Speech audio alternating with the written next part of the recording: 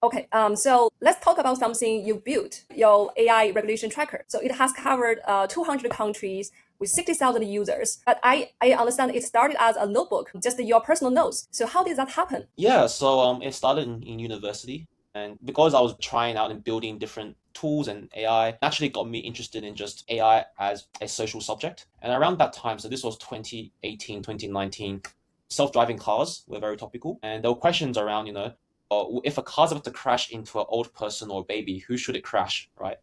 This is all about AI ethics, and then I really found that interesting. And then when you look into AI ethics, that naturally leads you to AI regulation. And around that time, there's no such thing as like an AI Act. The European Union only had a draft plan for having an AI Act, and I would never thought that the world would have some law around AI. But I kept procrastinating. I fell into the rabbit hole, and then every time I found something interesting, I wrote in a notebook, like a diary. And it got to a point where over time my diary started filling up, and all these ideas that I could share with people when people found them interesting. So I started posting online on LinkedIn. I'll summarize what a country was doing on AI policy and regulation. I'll do a post. Initially, no one really cared. I didn't get that much traction, but I liked it because I enjoy writing and just expressing ideas. Then ChatGPT came through, and all of a sudden, people were interested in AI legal and AI regulation. My post then became popular, and then people were then looking into my things. And I thought, I'd love to have a website that categorizes all my thinking into countries. So I initially started converting my diary into a spreadsheet. But then I thought, spreadsheets are boring. Let's make it into an actual map. And so I built a website that's about a world map.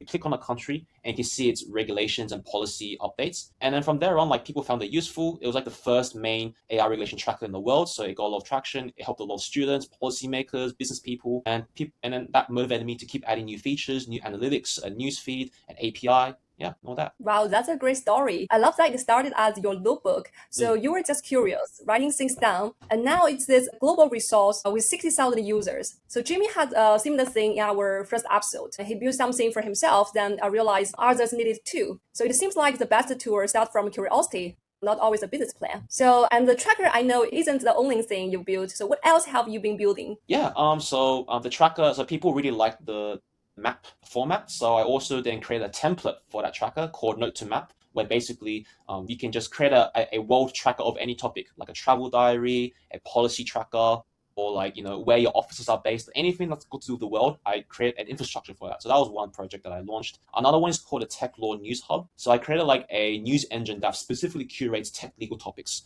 from AI to cyber to quantum, blockchain, IP, anything on those lines. I have a news engine that gives you day-to-day updates. And I've also started a newsletter. So a lot of the updates on my AI regulation tracker gets fed into a newsletter, and that newsletter is called Control plus AI plus Reg, kind of like Control Alt, like Control Z Control, like a keyboard shortcut. And also recently launched this with Jamie, as you mentioned, the legal quants community, really getting together all lawyers with a coding or AI sort of skill set, and just having this one safe hub for them to connect, share projects, and really think about the future of the industry together. Yeah, yeah. So, I can feel that the things you are building now kind of are connected. Like the tracker is the data, and a newsletter is the analysis, and a note to map to let others build their own map. And legal quant is the community. So it looks like you have built a whole ecosystem by yourself Oh yeah. about the legal tech and legal plus AI ecosystem. Hmm. Kind Yeah, yeah. of. So you've said using AI well isn't really about finding the right tool. It's more of a like mindset shift. So what do you mean by that? Yeah, so I feel like in order for lawyers to stay relevant in this new age, you have to change your mindset, right? And I'm a firm believer that it doesn't matter what tools are out there, what techniques are out there, it all comes down to your mentality. And I think I'll just have 4 points for this. Like, number one, it's important to see work as like a flow of data, right? And every legal work that we work with, it might be in words, but fundamentally, words are also data points, right? And also the thing about these AI tools is that they don't solve your solution immediately. You have to keep refining it. So I feel like that's the first point. Being comfortable with circular workflows rather than linear workflows. I think lawyers are very used to doing one thing straightforward, straight, and that's it. But with these AI tools, because you're constantly prompting, reviewing, and refining, sometimes you may take one step backwards, but that lets you go two steps forwards, right? That's the first one. Number two, being comfortable experimenting and trying different tools. I think it's doing yourself a disservice if you're completely loyal to one tool. A lot of these tools out there, they have their own strengths and weaknesses. So it's up to you to really work out which tool is good for what purpose and to know how to combine them all together in your one workflow, right? Sometimes ChatGPT can do this one part, Claude Code can do the other, Gemini can do the other bit. You have to try use all of them, and that's how you 10x your output. Also, like being able, and this relates to my first point, being able to decompose your workflows into inputs and outputs. At the end of the day, all your tasks can be defined as what goes in and what goes out. And if you know how to identify those points, then you'll be able to string together a workflow. And as part of that, also understanding what steps can be used for AI, what steps still require manual human effort. And if you understand that, you have a more healthy view and relationship with AI. And lastly, being able to reconcile that with your traditional lawyer attitudes of logic thinking, certainty, and risk management. If you can maintain that, plus have these tech skills, I feel like you'll be the most dangerous lawyer in the world. You have be able to speak to the tech and law, and that makes you really valuable and relevant.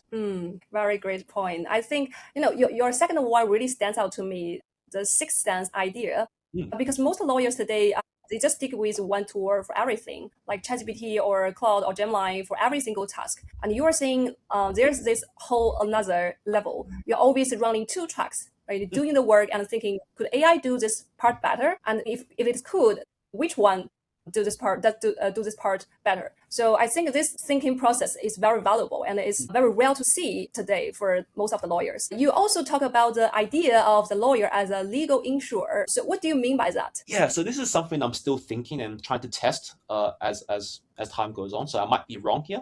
My idea is that people are talking about the AI native law firm, right? That's a pretty common buzzword these days, right? Trying to restructure a law firm to be very much powered by AI and all that. But what does that actually mean? And I've yet to see a defined model for this. In some cases, I've seen lawyers often still basically be your law firm, still doing the biddable model, but they just use a bunch of tools like Copilot and others. That's one. Versus other type of law firms, which are not really law firms anymore. They're just legal tech companies where they just provide a service and they provide consultancy on the top. I think the market is still trying to work out what is exactly now the law firm. So for me, I like to simplify this question into, let's just forget about what the law firm does. Let's just think about what does a lawyer do, right? And what is the future role of a lawyer? And when I think deeply about it, fundamentally, we're here to sell certainty. Lawyers have historically been the translator of the law to the public, right? Anyone can open up the Federal Register and read all the acts, right? It's all public and for free. But do you really understand its impact? That's where the lawyer becomes valuable for that. Now, before AI, and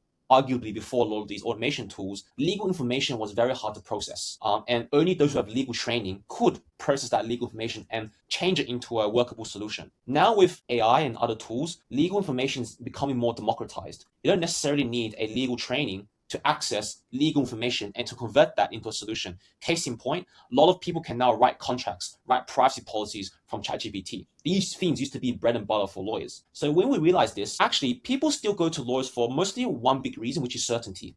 Many clients mostly know what the answer is when they ask a lawyer, but they want the lawyer to give that answer for the privilege benefit or for the insurance benefit, but ultimately the sense of certainty that someone with that training has looked into that question for you. Now, this is not new, right? This has always been the case. But what might be different today is that does the AI age make that certainty as like the core selling point rather than a secondary or incidental selling point? And that's something I find very interesting. Could we go into a new reality where lawyers are selling kind of like an insurer, the insurance model, where you're selling premiums so that you can provide verification and certification on certain legal artifacts? Maybe.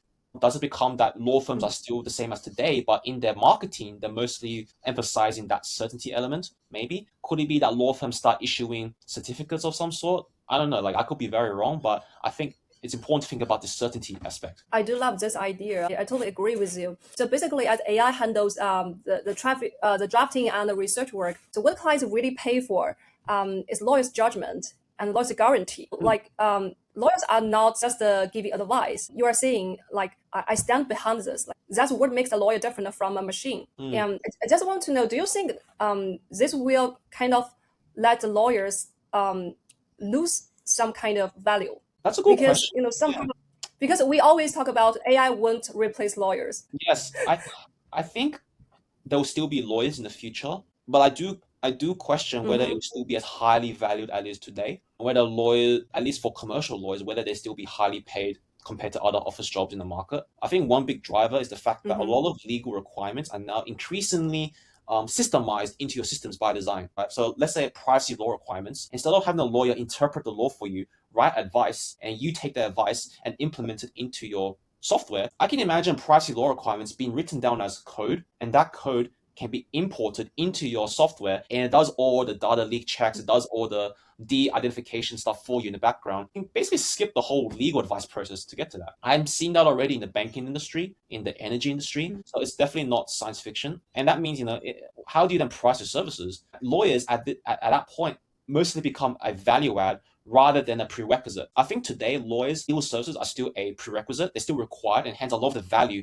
comes from the fact that you need legal to launch a product or to do business. But if you don't know, if all these things can kind of skip legal services, then you only go to legal as like a premium luxury value add. For example, buying certainty, buying insurance, or buying strategic intel. We might not need that many lawyers to provide that. And it's really those who are really deeply specialized in that field, they will still stay relevant. But I do think deeply around what would that mean for future law students. It could be that if you're a law student, you don't necessarily go into private practice that much. You might pivot into in-house more or go into legal tech. So I feel like the legal careers are increasingly more diverse and diversifying. So you made a very great point, I think. Yeah. Thanks for your sharing. Let's go to the last question. So here's something I ask every guest on our show. So if you were starting a law firm from scratch today, with all the AI tools available, what would you do differently? I'll deeply think about what is your domain expertise. The field of law is very broad. Every firm sort of specializes in their own thing. Really think deeply about your specialization, and more importantly, document that. Playbooks, thought leadership, blog content, precedents, templates. Document as much of your expertise down onto paper, because that way you can then feed it into an AI system, which allows you to either produce advices or review contracts or be able to create new products that can then sell to clients. Ultimately, it's really trying to adopt a data mindset. Think of a legal service as just another form of data services, but dealing with legal information with that. So yeah, document your domain expertise would be my ultimate tip. That's really cool. And on the flip side, what do you think most legal AI founders get wrong about what lawyers actually need? Yeah, I think they often get wrong that, legal is going to be, completely automated and completely replaced by AI due to the fact that we work with very much language. But as I mentioned before, there is great scope for legal services to really convert into data-driven services, and that gives us a new form of relevance into the future. So I want to be too quick to dismiss legal as something that will become like a dinosaur industry. Yeah. That's a really great picture of what's coming. And I think what's exciting is that people like you are not just talking about AI, you're building with AI.